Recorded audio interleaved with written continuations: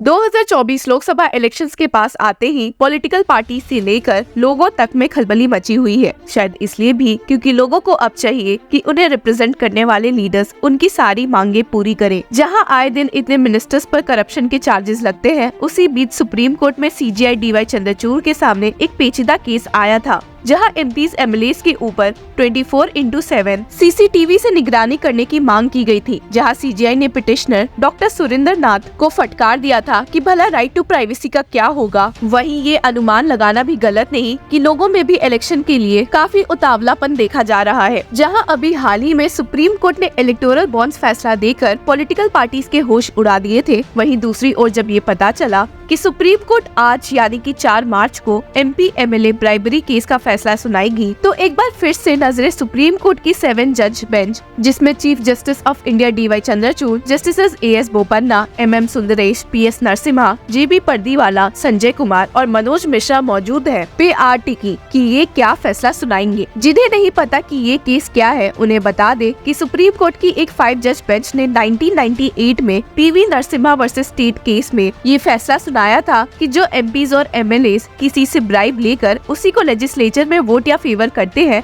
वे parliamentary privileges के तहत safe होते हैं। और अगर कोई एमपी या एमएलए ब्राइब लेने के बावजूद उसके फेवर में कोई वोट नहीं देता, तो उसके खिलाफ एक्शन लिया जा सकता है। सिर्फ यही नहीं, सुप्रीम कोर्ट की 5 जज बेंच ने यहाँ तक कह दिया था कि ये इम्यूनिटी एमपी एमएलएस को इंडियन कॉन्स्टिट्यूशन के आर्टिकल्स 105 सबसेक्शन 2 और 194 सबसेक्शन 2 से मिलती है। जितना आप इस फैसले को सुनकर चौंक गए हैं, उतना ही सुप्रीम कोर्ट की 7 जज बेंच चौंक गई थी कि भला ऐसे कैसे ब्राइब को लेना सही माना जा रहा है। सिर्फ सुप्रीम कोर्ट की 7 बेंच ही नहीं, बल्कि सेंटर ने भी इस बात के साफ खिलाफ बोला था कि ऐसे ही पॉलिटिक्स में ब्राइब को सपोर्ट नहीं किया जा सकता है। आपको बता दें कि सेंटर की ओर से मौजूद होकर attorney general R Venkataramani, solicitor general Tushar Mehta और सीनियर एडवोकेट पीएस पटवालिया, जो कि एज अमिकस क्यूरी अपॉइंट किए गए थे, ने इस 1998 जजमेंट को खूब फटकारा था और कहा था that bribery can never be a subject matter of immunity and a parliamentary privilege is not meant to place a lawmaker above the law. और सोमवार को जजमेंट सुनाते हुए सीजीआई डीवाई चंद्रचूड़ ने कहा कि 7 जज बेंच यूनानिमसली एक फैसले पर आ चुकी है। सीजीआई ने जजमेंट सुनाते हुए कहा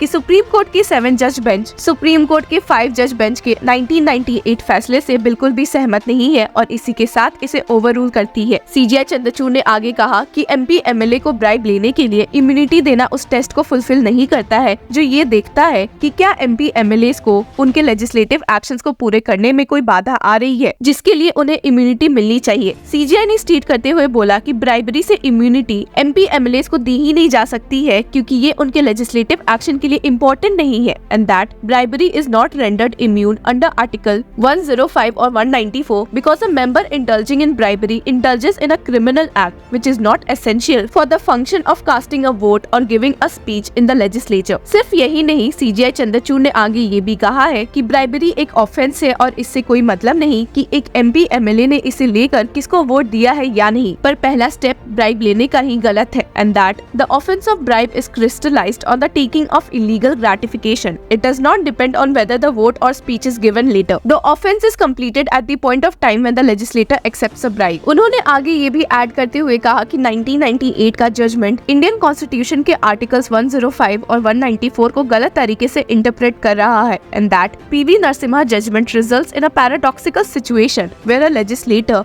who accepts a bribe and votes accordingly is protected, whereas a legislature who, despite taking a bribe, votes independently is prosecuted. Legislative Assembly के members द्वारा privileges इस तरीके से यूज नहीं हो सकता है और इसी बात पर जोर देते हुए सीजीआई चंद्रचूड़ ने कहा The purpose and object for legislative privileges must be borne in mind. Privileges are for the House collectively. Articles 105 and 194 seeks to create a fearless environment for the members. सिर्फ यही नहीं, सीजीआई ने फटकारते हुए कहा भी कि ऐसे ही करप्शन और ब्राइबरी इंडियन पार्लियामेंट्री डेमोक्रेसी को हैम्पर करती है और उसमें भी एमपी एमएलए द्वारा ब्राइब लेने को प्रोटेक्ट किया जाएगा तो देश किधर ही जाएगा। और कहा MLA taking bribe to vote in Rajya Sabha elections also liable under prevention of corruption act. आपको बता दें कि सीजीआई डीवाई चंद्रचूड़ इस केस में सेंटर की ओर से मौजूद सॉलिसिटर जनरल तुषार मेहता के आर्ग्यूमेंट से सहमत नजर आए हैं, जिसमें एसजी मेहता ने सुप्रीम कोर्ट की 7 जज बेंच को हियरिंग के दौरान बताया था कि whether the legislator fulfils his part of the bargain or not, or whether there is a vote cast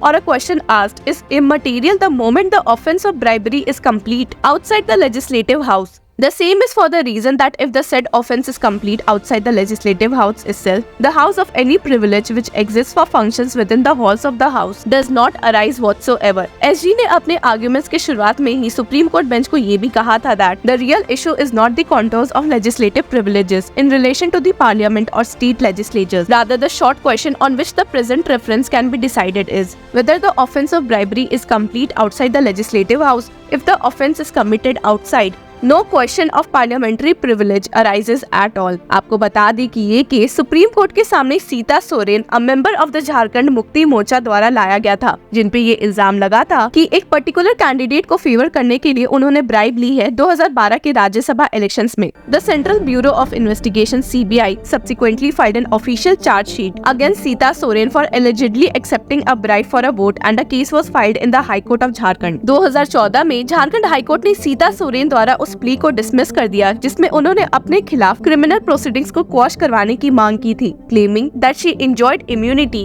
under article 194 subsection 2 of the constitution. जिसके बाद ही फिर वे सुप्रीम कोर्ट जा पहुंची। आपको बता दें कि जहां article 105 subsection 2 lays down that no member of parliament shall be liable to any proceedings in any court in respect of anything said or any vote given by him in parliament or any committee thereof, वहीं दूसरी ओर article 194 subsection 2 states that no member of the legislature of a state shall be liable to any proceedings in any court in respect of anything said or any vote given by him in the legislature or any committee thereof, and no person shall be so liable in respect of the publication by or under the authority of a house of such a legislature of any report, paper, votes or proceedings। अब जो ये supreme court का फैसला आ गया है तो political parties के लिए 2024 लोकसभा इलेक्शंस के ठीक पहले एक नई मुसीबत खड़ी हो गई है, जहां MP MLAs इस जजमेंट का इस्तेमाल करते हुए खुद को करप्शन प्रोसीडिंग से बचा लेते थे। अब वे ऐसा नहीं कर पाएंगे और इसी के साथ सुप्रीम कोर्ट ने पॉलिटिकल एरेना में करप्शन को रोकने का एक मेजर स्टेप उठाया है। देखना होगा कि आए दिन इससे पॉलिटिकल माहौल में क्या चेंजेस देखने को मिल सकते हैं। Till then keep following law चक्रा।